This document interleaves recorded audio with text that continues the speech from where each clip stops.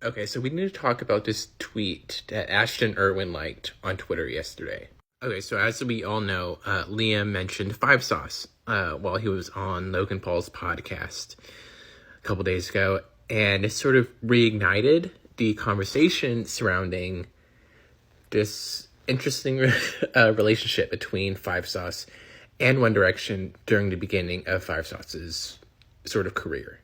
Now, I will say it was kind of hard finding what was actually true about it, because I would read one thing and it would be completely different than something else I would read. But one thing that I read was that in 2013, Five Sauce signed a contract that gave One Direction a 50% stake in the band. And during Five Sauce's first and second era, they were incredibly poor and only making $50 a week. And again, I don't know if this is true, but allegedly Five Sauce depended on fans for food after concerts. Now, this is where, I start really believing it.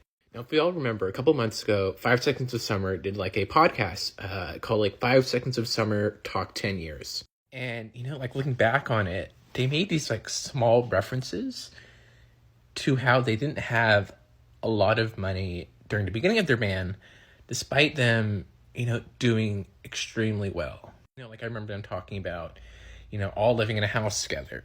And just not having a lot of money.